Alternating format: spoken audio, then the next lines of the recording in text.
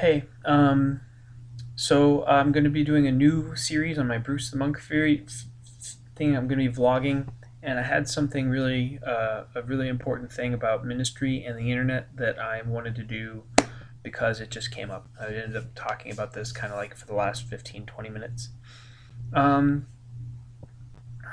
there's a one of the sentences in one of the proverbs in the book of Proverbs says that there's two ways to read the Hebrew. The desire of man is steadfast love, or what men desire is steadfast love, and I think both are true.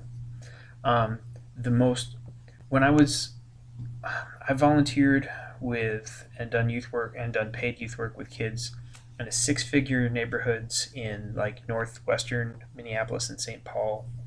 You know, the richest of the rich in that state, in the state of Minnesota. And I have volunteered with at-risk kids and gang kids, you know, in the Cleveland area. And I have noticed something in the exact same thing.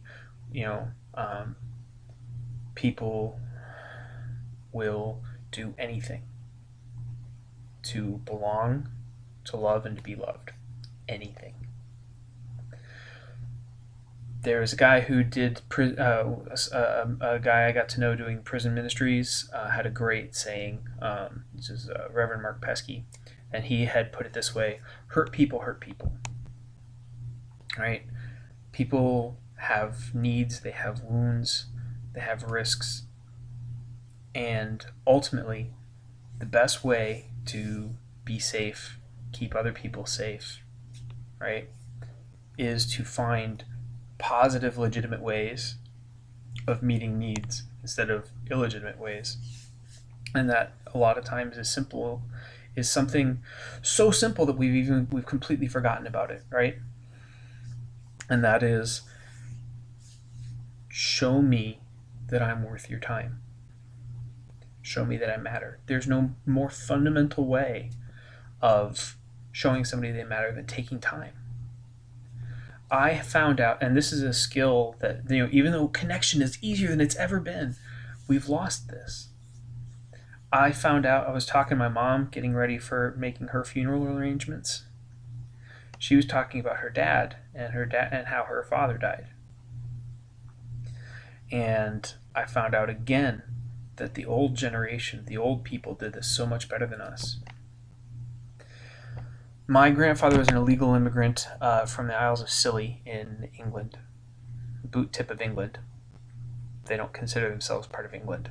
They still consider themselves like a conquered Celtic country, but that's a different thing. All right. Anyway, so his cousin was about his age, and I knew that, and I had already known that. What I did not know is when he left, he wrote his cousin. When he was he was a migrant worker, just like modern illegal immigrants, right? He worked all the way across Canada, then he'd come down in Washington State, work all the way across the northern U.S. for the harvest, and then he'd go up and like do other farm chores, and they'd go in this loop, and that was the work. When he got down to Ohio, he had kin there because the Cornish people were great miners, and so wherever there were mountains, you can find little pockets of Cornish engineers because we got like back home, we have mines that go down and actually go out under the ocean from our little islands and the peninsula. Um, and so when industry was getting started up, they would import Cornish mining engineers. So you have these pockets of Cornwall spread out throughout the world.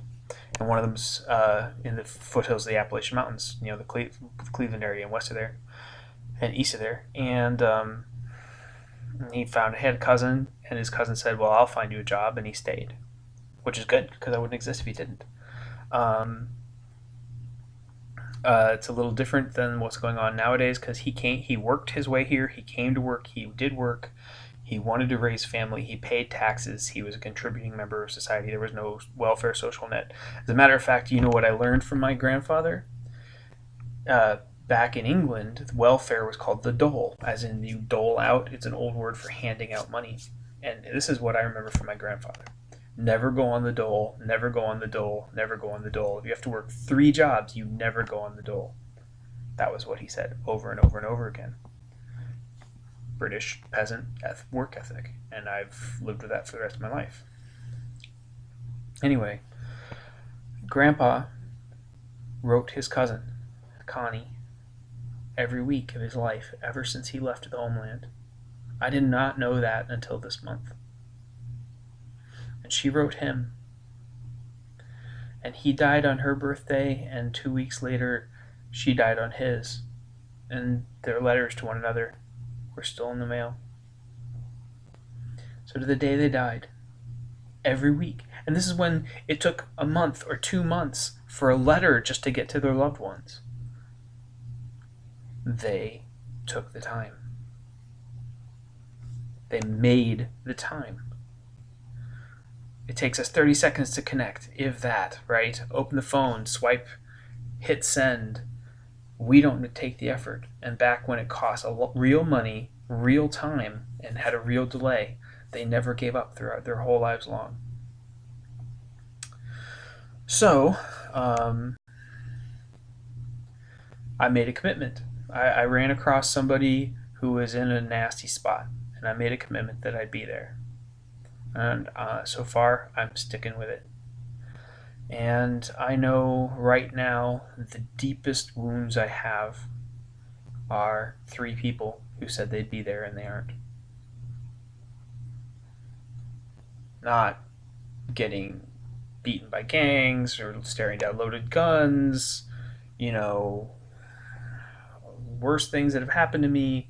None of that has as long of an abiding hurt as the people that I loved and trusted with my life who just weren't there. And I'm not going to be that guy.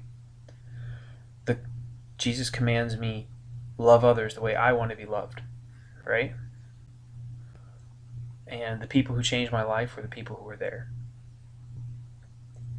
And sometimes it's not always easy. Sometimes it's not always risk-free. And I decided to take the risk. I decided to live the best of my ability, to live this out to the best of my ability. Now, I'm a sinful, evil person, right? I am a sinful, evil person. I will screw this up. I promise, right? If you're looking to me, you're going to be disappointed. But all I'm doing is following the example of someone bigger and greater than me who loves you very much. And he never looks away. I gotta sleep, I gotta work, right? I have to go polish my sword. That's not a metaphor. I have a sword, I have to polish it. Right? And I know kind of low light right now, so the video quality isn't great. But I don't do this about the video quality. I do this about meaning. And if you don't already know, so here's my God thought for the day. It is earthly point that sparked this. Consistently, being there and caring is the best thing you can do for somebody in this world. And it's the best thing, but it doesn't come close to what God can do and how He has already promised to be there and how He's been there for every day of your life. You don't have any secrets from Him. You don't have any shame from Him. Oh, you can be ashamed of what you've done, but you can't. But there's no reason to stop from talking to Him because you don't know, right? Because He already knows. Because I could tell you this about myself, but then you'd never look at me the same again. I've had people tell me that. That's never true with Him because He already knows, and He looks at you with love, not because you deserve it, but because someone earned it for you, and that someone was Jesus. And that's kind of my God thought for the day. So He's there for you, and we should be there for one another. Those are my thoughts. And it's a grievous wound when we fail to be there for each other. Okay, God bless. Peace.